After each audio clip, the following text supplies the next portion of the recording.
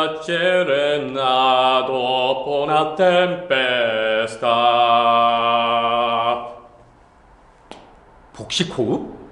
지랄하고 자빠졌네. 강쇼 TV. 자기 목소리에 만족을 하세요? 우리나라 사람들 한 60%는 자기 목소리에 만족을 못한다고 합니다. 그러니까 여러분께서도 아마 자신의 목소리에 불만이, 조금 아쉬움이 있는 분들이 많으실 거예요. 목소리가 좋아지는 법에 대해서 지난번에도 한번 말씀을 드렸었고 앞으로도 계속해서 영상을 찍으려고 합니다. 근데 이 목소리가 좋아지는 법에 대해서 이야기를 하다 보면 누구나 꼭 얘기하는 게, 그리고 누구나 부담감을 갖고 누구나 궁금해하는 게 바로 복식호흡입니다. 그래서 오늘은 복식호흡에 대해서 얘기를 좀 해보려고 해요. 그러다 보니까 오늘 좀 이렇게 이런 옷도 입고, 제가 한 25년 만에 노래를 했네요. 제가 대학 다닐 때 성악을 부전공을 했었는데 성대가 파열이 돼서 그 성악을 그만두게 됐습니다. 그 이후로는 뭐 노래를 거의 안 하다가 노래를 해봤더니 참 가사도 기억이 잘 안 나고 호흡도 안 되고 그렇습니다. 하지만 제가 지금 노래를 해본 이유는 이 복식호흡이 과연 뭐고, 이 복식호흡을 우리가 어떻게 해야 돼? 아니요. 우리가 해야 되는가 말아야 되는가, 이런 얘기를 하기 위해서 노래를 한번 해봤어요. 목소리에 불만이 있거나 아니면 말을 더 잘하기 위해서 스피치 학원을 가거나 방송 아카데미, 또 보컬 트레이너들 찾아가시는 분들 많을 텐데요. 어디에 가나 이 복식호흡을 가장 먼저 하라고 할 겁니다. 저도 10년 넘게 방송 아카데미에서 학생들을 가르치면서 저는 그렇게 얘기하지 않았지만 많은 아나운서, 성우, 쇼호스트 강사들이 학생들 보고 복식호흡을 하라고 가르치는 걸 봤습니다. 일단 결론부터 말씀드리자면 복식호흡 안 하셔도 됩니다. 아니요, 저같이 말을 하는 사람들은 복식호흡을 해서는 안 됩니다. 어이가 없네. 제가 제일 강조하고 싶은 게 바로 이거예요. 우리같이 말로 먹고 사는 사람들, 그리고 여러분도 말을 좀 더 잘하고 싶고, 그리고 아니면 뭐 목소리가 좋아지고 싶고, 이런 분들은 복식호흡을 해서는 안 됩니다. 왜 안 되는지 그 이유를 설명드리겠습니다. 일단 목소리가 좋아지는 것하고 복식호흡은 관련이 없습니다. 참 많은 사람들이 복식호흡을 하면 목소리가 좋아진다고 가르칩니다. 그래서 여기서 한석규 형님을 다시 소환해야 되겠습니다. 지랄하고 자빠졌네. 좋은 소리라고 하는 건 호흡하고 관련이 있는 게 아니라 울림하고 관련이 있는 겁니다. 제가 지난번에 발음과 발성 중에서 발음보다 발성이 더 중요하다고 했죠. 발성이라는 건 소리를 만드는 거죠. 소리를 만드는 건 우리 몸에서 딱 하나 있다. 그게 성대라고 했죠. 근데 이 성대는 굉장히 얇은 근육입니다. 우리 폐가 수축을 하면서 공기를 밀어낼 때 그 얇은 성대를 떨리게 해서 소리가 만들어지는 건데요. 이 성대는 우리 몸에서 제일 얇은 근육이다 보니까 이 성대에서 만들어진 소리는 높고 날카롭습니다. 그래서 이 소리를 부드럽고 약간 저음으로 만들어 줘야 소리가 좋아지는 거죠. 목소리가 좋아지는 겁니다. 이 과정을 사람들이 옛날에 몇백 년 전부터 고민을 하다가 찾아낸 것이, 여러분, 자신의 목소리가 가장 좋게 들리는 데가 어디예요? 화장실이죠. 욕실. 아침에 목이 풀리지 않은 상태에서도 화장실에 가서 뭐 그냥 이렇게 노래를 부른다든지 무슨 말을 해보면 굉장히 내 목소리가 좋아지는 것 같죠. 좋은 목소리의 비밀이 바로 화장실에 있습니다. 화장실은 육면이 다 막혀 있어요. 그러니까 밀폐가 돼 있죠. 그런데다가 화장실은 거의 딱딱한 타일로 돼 있습니다. 소리라고 하는 게 우리 성대에서 만들어진 소리가 나오면 소리는 직진을 합니다. 그 직진을 한 소리가 그 딱딱한 타일에 부딪히면 반사를 해요. 빛과 같아요. 근데 그 딱딱한 타일에 부딪혔을 때 소리가 약간 에너지를 잃으면서 속도가 떨어지고 울림이 떨어져요. 약간 뭉툭해져요. 그러면서 조금 부드러워지고 음이 낮아집니다. 그렇게 나갔던 게 부딪히고 내 귀로 들어오면 여러 차례 부딪힌 다음에 앞이 뭉툭해지고 좀 부드러워지고 낮아진 소리로 내 귀에 들어오는 거예요. 옛날에 사람들이 그 원리를 알게 된 겁니다. 그래서 내 성대에서 만들어진 소리를 어떤 작은 공간, 밀폐된 공간에 아! 하고 이렇게 딱 넣었다가 그 안에서 막 부딪힌 다음에 딱 내놓으면 하고 이렇게 멋있는 소리가 나오지 않을까? 그걸 궁리를 하게 된 거죠. 그 원리를 우리 몸 안에서 해주는 게 그게 발성이에요. 소리는 부딪혀서 반사가 될 때마다 더 부드러워지고 낮아집니다. 그 화장실의 과정을 우리 몸에서 해주는 것, 그게 공명이고 그게 울림이고 그게 발성인 거예요. 그 발성이 잘 돼야 목소리가 좋아지는 겁니다. 그렇다면 우리 몸에서 그 화장실의 역할을 할 수 있는 밀폐된 공간이 어디 있을까요? 의외로 우리 몸에는 그 소리를 이렇게 울려줄 공간이 여러 군데가 있었어요. 크게 세 군데가 있습니다. 근데 이 세 군데는 비어 있다는 의미로 한자 빌 강자로 끝나요. 어딜까요? 맞추셨죠? 첫 번째, 가장 쉬운 곳, 가장 쉽게 활용할 수 있는 곳이 구강입니다. 두 번째, 잘 모르는 분들도 계실 텐데요. 우리 머릿속에도 빈 공간이 있어요. 이 코 안쪽에, 해부학적으로 보면 이 코 안쪽에, 뇌 아래쪽에 빈 공간이 있어요. 코 안쪽에 있다고 해서 비강입니다. 네, 이 머리에만 두 군데가 있어요. 구강, 비강이 있죠. 그 다음은 아래쪽으로 내려와 볼게요.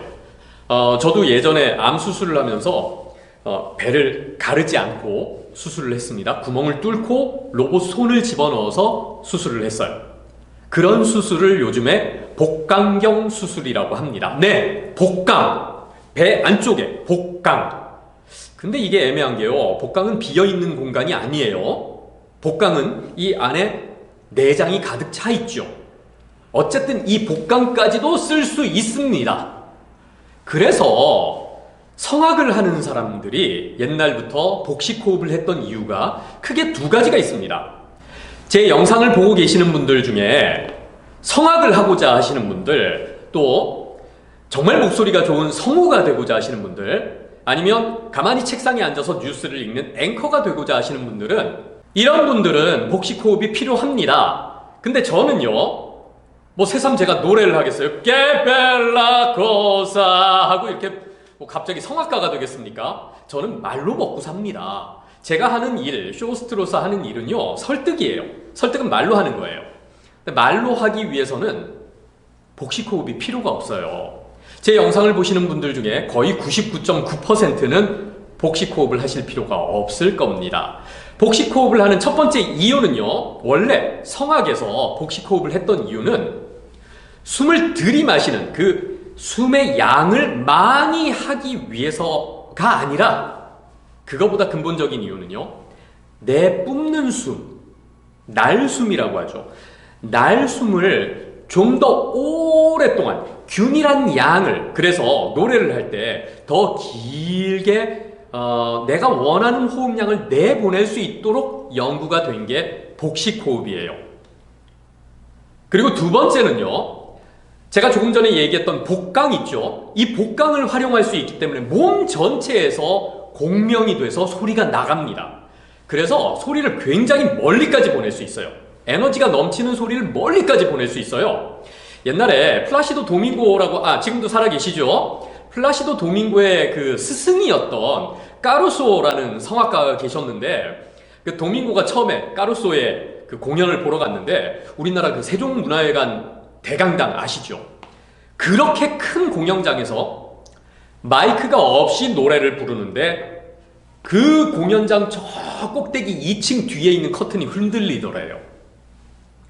어마어마한 목소리입니다. 단순히 목소리가 크다는 게 아니라 목소리가 어마어마하게 멀리까지 간다는 거예요.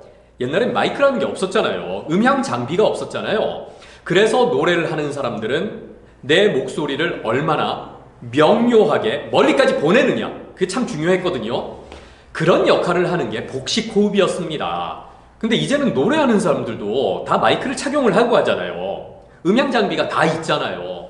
그러니까 굳이 복식 호흡이 필요 없다는 것, 그리고 노래를 하는 것처럼 계속해서 끊임없는 호흡으로, 물론 도움은 되겠지요. 그렇지만 이렇게 말을 하는 데 있어서는 복식 호흡이 필요가 없다는 겁니다. 여러분, 호흡이요, 목소리가 좋은 사람은요, 호흡이 안 되는 순간에도 좋은 목소리가 나와요. 목소리 좋은 사람은요, 100m 달리기를 전력으로 하고 나서도 좋은 목소리로 말을 하고요, 25m 수영장을 왕복을 하고 나서도 좋은 목소리가 나옵니다. 호흡하고는 별로 상관없습니다. 그건 꼭 알아두셨으면 좋겠어요. 그런데 복식호흡이 뭔지, 복식호흡을 왜 해야 되는지, 복식호흡을 어떻게 하는 건지도 모르는 사람들이 학생들한테 복식호흡을 강요합니다. 어이가 없네. 그러면서 막 엉터리 연습법을 가르쳐요.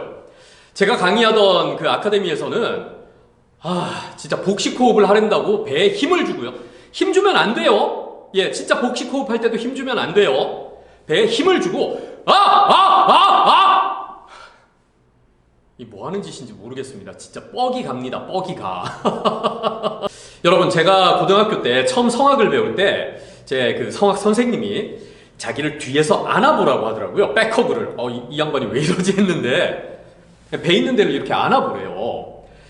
여러분, 보통 흉식호흡은 가슴이 부풀고 복식호흡은 배가 부푼다고 하지요. 그 엉터리입니다. 복식호흡은 횡격막을 움직이는 거기 때문에 폐는요, 횡격막 위에 있어요. 근데 횡격막을 움직여서 폐를 팽창시키는 거거든요. 그래서 횡격막이 내려가면 복압이 높아져요. 배 안에 압력이 높아져요. 찍어 누르는 거죠. 그러면 위에서 누르는데 이 앞쪽만 나오겠어요? 옆구리하고 등도 나와요. 그러니까 튜브나 뭐 도너츠처럼요, 이게 이렇게 부푸는 게 아니라 이렇게 부풀어요. 이렇게. 진짜 얼마나 놀랐는지 몰라요. 어떻게 사람의 몸이 360도가 다 부풀어 오르는 거예요. 그러니까 진짜 복식호흡은요, 등도 나와요. 옆구리도 나오고 등도 나옵니다. 그게 복식호흡이에요. 근데 뭐 진짜 아나운서고 성우고 쇼호스트고 간에 스피치 강사고 간에 복식호흡을 제대로 하면서 가르치는 사람을 한 명도 못 봤습니다. 누가 여러분한테 복식호흡을 하라 그러면 그 사람 등에 손을 대보세요. 그래서 등이 나오는지 한번 보세요. 제가 지금 성악을 그만둔 지 한 25년이 됐는데 그래도 한 20년 동안 방송을 하면서 먹고 살죠. 사람들한테 목소리 괜찮다는 소리를 듣는데 저는 지금 복식호흡을 하지 않습니다. 복식호흡 할 줄도 모릅니다. 제가 다시 그 정도의 복식호흡을 하려면 한참 동안 연습을 해야 될 거예요. 네. 하고 싶은 마음도 없어요. 그러면 저같이 말하는 사람들이 복식호흡을 하면 안 되는 이유에 대해서 이야기를 해보겠습니다. 여러분, 오페라 좋아하세요? 푸치니의 투란도트, 베르디의 라트라비아타 같은 작품들이 있잖아요. 저는 성악을 조금 했지만은 그래도 오페라를 싫어합니다. 제가 오페라를 싫어하는 이유는 그게 연기예요. 발연기죠. 진짜 오페라를 보면 그 배우들이 아니고 가수들이죠. 그 가수들이요, 이렇게 연기를 합니다. 어떤 연기를 해도 그 서서 연기를 해요. 근본적인 이유가 그 사람들이 배우가 아니라서, 연기를 배워본 적이 없어서가 아니라 그 사람들이 노래를 할 때 복식호흡을 하기 때문이에요. 아까 말씀드린 것처럼 복식호흡을 하면 이 몸 안에, 이 토르소, 몸통에 에너지가 가득 차게 됩니다. 몸에 에너지가 가득 차면 자유롭게 움직일 수가 없어요. 자유롭게. 연기를 하기 위해서는 온 몸을 자유롭게 써야 되지 않습니까? 근데 자유롭게 쓸 수가 없어요. 그래서 서서 이렇게 노래를 하는 거예요. 어떤 연기를 해도 이렇게 해야죠.